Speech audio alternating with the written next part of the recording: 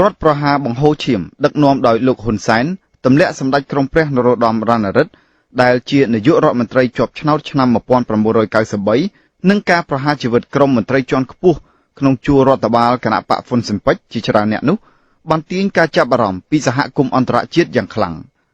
អង្គការសិទ្ធិមនុស្សជាច្រើនបានថ្កោលទោសលោកហ៊ុនសែនថាបានប្រព្រឹត្តអំពើរំលោភសិទ្ធិមនុស្សនិងបំពានច្បាប់សង្គ្រាមយ៉ាងធ្ងន់ធ្ងរចំណែកសមាជិកសភាអាមេរិកមួយចំនួនបានព្យាយាមធ្វើច្បាប់ដើម្បីឲ្យមានការដាក់ទណ្ឌកម្មលើលោកហ៊ុនសែន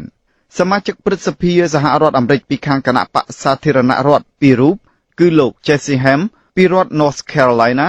និងលោក Mitch McConnell ពីរដ្ឋ Kentucky បានធ្វើសេចក្តីស្នើច្បាប់មួយលេខ309ចុះថ្ងៃទី15ខែតុលាឆ្នាំ1998ដើម្បីឲ្យព្រឹទ្ធសភារបស់សហរដ្ឋអាមេរិកអនុម័តបើកឲ្យមានការស៊ើបអង្កេតករណីលោកហ៊ុនសែនដែលពួកគេយល់ថាបានរំលោភដោយច្បាប់មនុស្សធម៌អន្តរជាតិប៉ុន្តែសេចក្តីស្នើច្បាប់នោះត្រូវអាក់ខាននិងជាប់គាំងនៅត្រឹមព្រឹទ្ធសភាដោយសាររដ្ឋបាលរបស់លោកហ៊ុនសែននាសម័យនោះបានបញ្ជូនលោកហៅណាំហុងរដ្ឋមន្ត្រីក្រសួងការបរទេសមកកាន់សហរដ្ឋអាមេរិកហើយជួលអ្នកបញ្ចុះបញ្ចូលផ្នែកនយោបាយ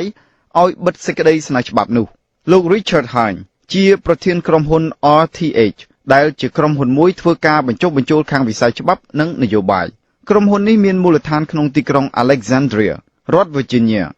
ក្នុងឆ្នាំ1998រដ្ឋបាលរបស់លោកហ៊ុនសែនបានជួលលោកហាញក្នុងតម្លៃជាច្រើនសែនដុល្លារសហរដ្ឋអាមេរិកឲ្យបញ្ចុះបញ្ចូលព្រឹទ្ធសភាអាមេរិកដើម្បីតម្កល់សេចក្តីស្នើច្បាប់នោះទុកមិនចាត់ការឬមិនលើកយកមកពិភាក្សាក្នុងកិច្ចប្រជុំសភាតែម្ដងលោក Richard Hein បានផ្ដល់បទសម្ភាសន៍ដល់វិទ្យុអាស៊ីសេរីកាលពីដើមខែមិថុនាឆ្នាំ2010នេះថាការដែលលោកសម្រេចចិត្តធ្វើកិច្ចការឲ្យរដ្ឋាភិបាលលោកហ៊ុនសែនកាលពីឆ្នាំ1998នោះពីព្រោះលោកមិនចង់ឃើញសង្គ្រាមស៊ីវិលកើតមានឡើងថែមទៀតនៅកម្ពុជាម្យ៉ាងទៀតលោកថាសេចក្តីស្នើច្បាប់នោះគ្មានភាពត្រឹមត្រូវនិងមិនមានយុត្តិធម៌ក្នុងការចោទប្រកាន់លោកហ៊ុនសែនថាបានរំលោភច្បាប់មនុស្សធម៌អន្តរជាតិនោះឡើយ And the resolution could have been very serious for Cambodia. It could have thrown Cambodia back. សេចក្តីស្នើច្បាប់អាចបង្កឲ្យស្ថានភាពនយោបាយនៅកម្ពុជាកាន់តែធ្ងន់ធ្ងរថែមទៀតវាអាចទាញកម្ពុជាទម្លាក់ទៅក្នុងសង្គ្រាមស៊ីវិលហើយប្រសិនបើសហរដ្ឋអាមេរិកនៅពេលនោះចង់ដកគណៈបកប្រជាជនកម្ពុជាឬលោកហ៊ុនសែនចេញពីអំណាចពិតមែនកម្ពុជានឹងអាចមានសង្គ្រាមស៊ីវិលថ្មីមួយទៀតជាមិនខានប៉ុន្តែលោកកឹមសុខាដែលសម័យនោះជាព្រឹទ្ធសមាជិកពីខាងគណៈបកហ៊ុនស៊ិនប៉ិចបានមានប្រសាសន៍ថាលោកមិនជឿថានឹងអាចមានសង្គ្រាមស៊ីវិលកើតឡើងបានទេប្រសិនបើសេចក្តីស្នើច្បាប់របស់ព្រឹទ្ធសមាជិកអាមេរិកក្លាយជាច្បាប់ហើយចូលជាធរមាននោះប្រជាពលរដ្ឋខ្មែរយើងលួយណាយនឹងសង្គ្រាមហើយបើសិនណាជាគេឃើញថាអ្នកណាដែលមានប្រព្រឹត្តអីខុសខ្លាំងខ្ញុំមិនជឿថា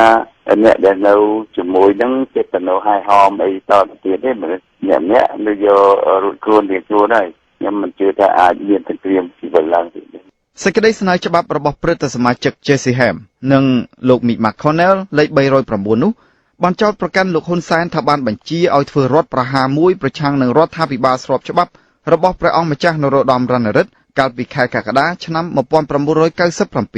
សាក្សីដែលបានឃើញព្រឹត្តិការណ៍រដ្ឋប្រហារថ្ងៃទី5ទី6ខែកក្កដាឆ្នាំ1997បានថ្លែងក្នុងលក្ខខណ្ឌមិនបញ្ចេញឈ្មោះយ៉ាងដូចនេះផ្ទះណាដែលមានដាក់ផ្លាកហ៊ុនស៊ិនប៉ិចប្រចាំភូមិឃុំដុតហើយដុតផ្ទះហើយចាប់ម្ចាស់ផ្ទះចងធ្វើបាបវាយដំខ្លះរហូតដល់ស្លាប់ប៉ុន្តែលោកហ៊ុនសែនដែលកាលនោះជានាយករដ្ឋមន្ត្រីទី2បានចោទប្រកាន់ព្រះអង្គម្ចាស់នរោត្តមរណរដ្ឋមេដឹកនាំគណៈបកហ៊ុនស៊ិនប៉ិចនិងជានាយករដ្ឋមន្ត្រីទី1ថាជាជនក្បត់ជាតិដោយសារចងសម្ព័ន្ធភាពជាមួយក្រុមអូទាមខ្មែរក្រហម